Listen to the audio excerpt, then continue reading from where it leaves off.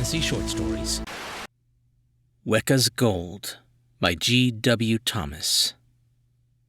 The hooting of an owl told Liaro he had failed to return home by the second hour of darkness.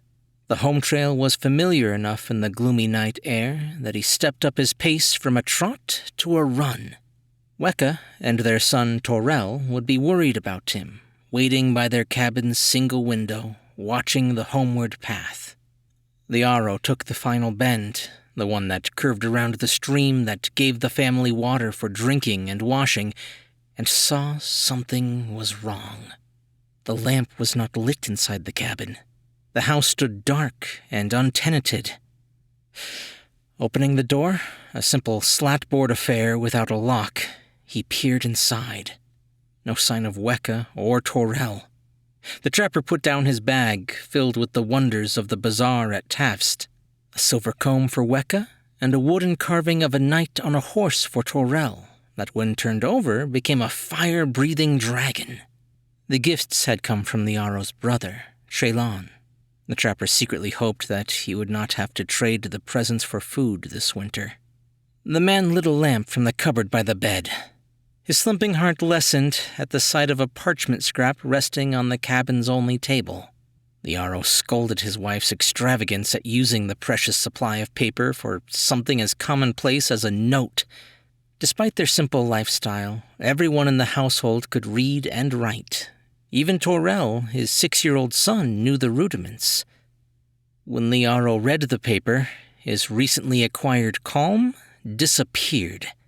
There, in Wekka's elegant scroll, were words to chill the man's soul. "We have gone where you dared not." It wasn't signed. "Damn!" the hunter cursed.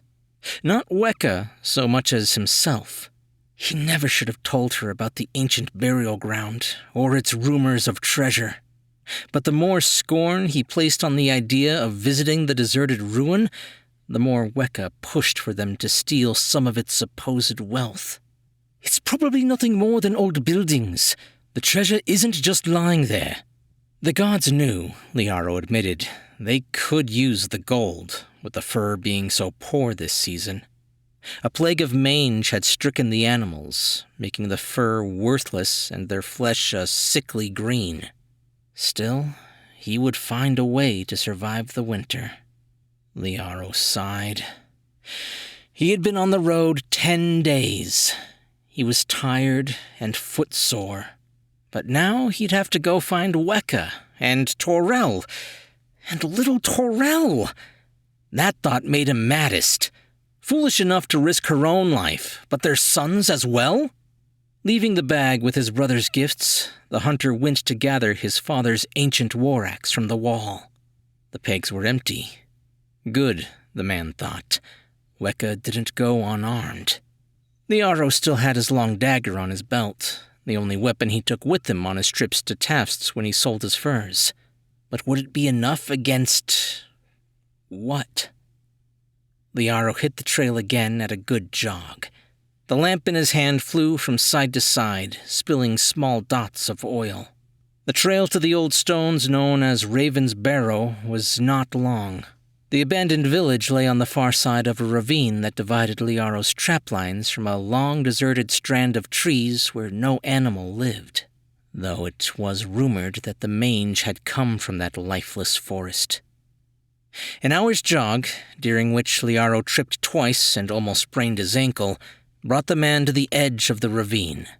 Down a dusty bank lay the crumbling stones of a town site no longer known by its original name. Next to the broken outer wall were the burial ground and its ancient graves. Liaro slowed his pace, drew his knife, and descended the sandy slope 1 foot ahead of the other. Rocks and roots provided footholds halfway down the bank. He had to slide down the rest of the gravelly run to the thorny ground below. The barrow ground was weed-racked, but had ulcerous spots where nothing grew. Liaro swung his lamp around, his dagger ready in his other hand.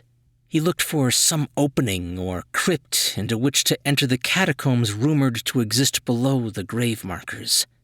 He found what he sought at the middle of the graveyard, A tall stone proved to be the corner of a stairwell leading down into the darkness.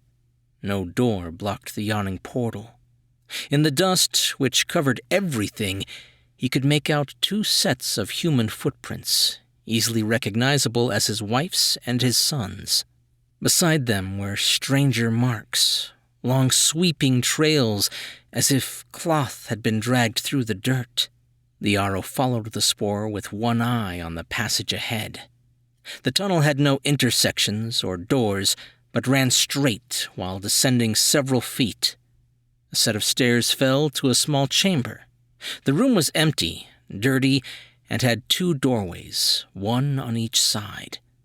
Liaro stepped inside, raised the lamp. The portal to his right offered darkness. The one to his left did as well, but also offered a soft sighing sound and the cloying atmosphere of violets. The hunter did not debate any concept of bravery with himself, but stepped into the right doorway and waited for the other to become filled with mysterious enemies. He waited for several minutes. Nothing but darkness greeted his eyes. Liaro turned at last. A hideous face leapt out from the darkness, its open mouth screaming wordlessly at the hunter. The man reacted. Dropping the lamp, he slashed with his knife. A black second or 2 passed as Liaro found the lamp with panicking hands, held it high. Any moment he knew sharp, bony points would dig into his flesh. The lamp was as ready as a weapon as the blade. But as the dust cleared in the cramped corridor, he saw that no living or undead thing attacked. Only a mummified object had disconnected itself from its alcove, broken in half by the hunter's knife. Liaro checked the lamp.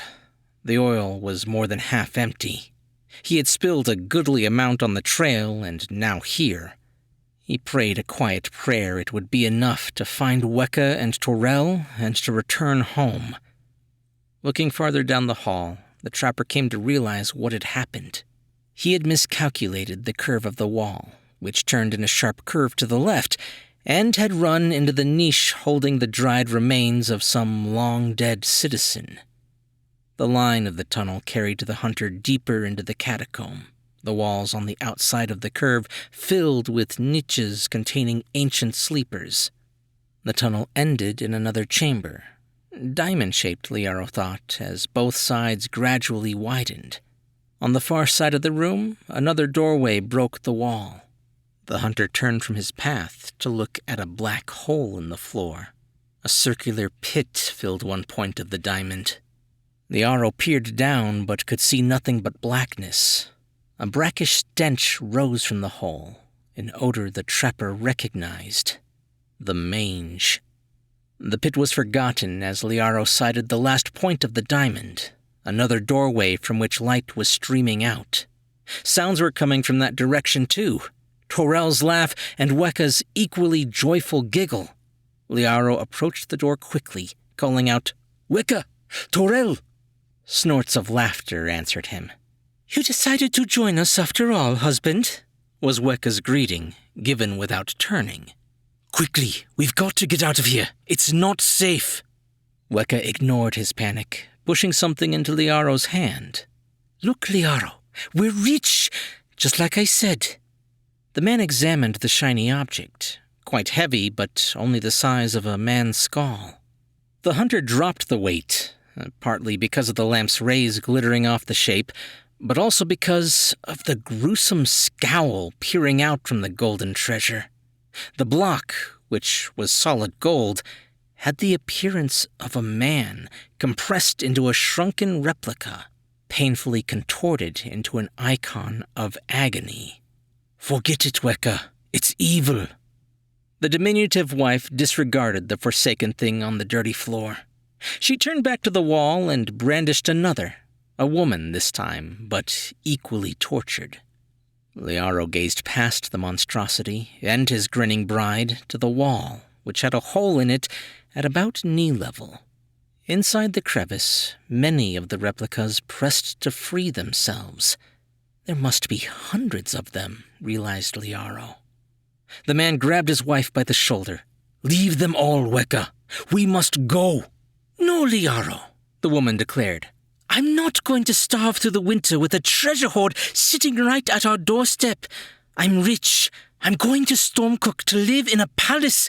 Liaro opened his mouth to argue, but something had separated itself from the far darkness of the doorway.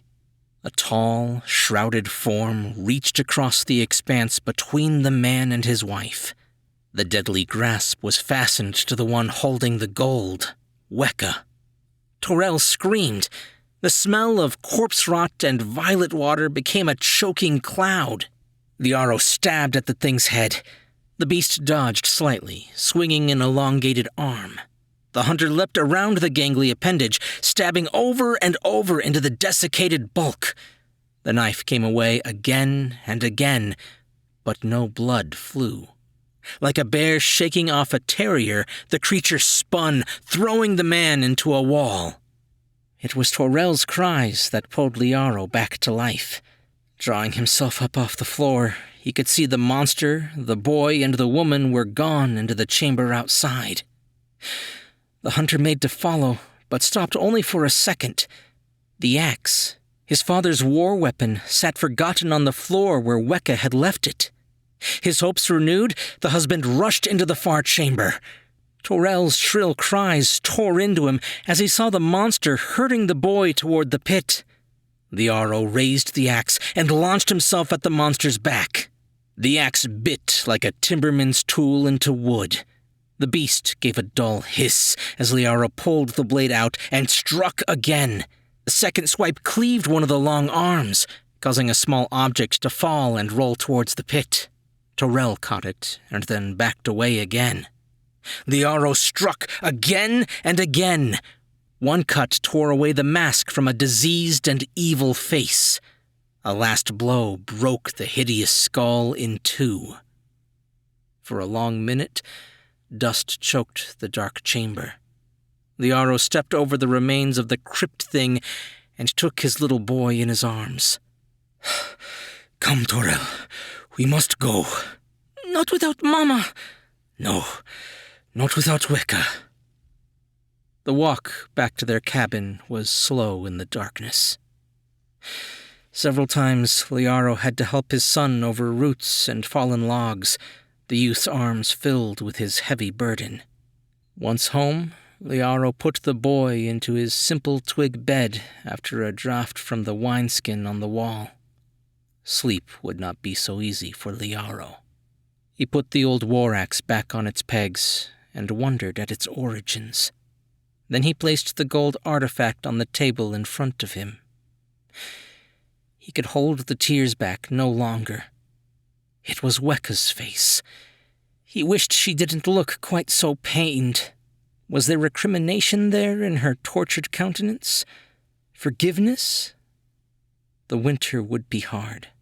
They might starve, but Liaro doubted he would ever bring himself to return to the Barrows, or melt down the golden thing sitting before him. Wekka's gold.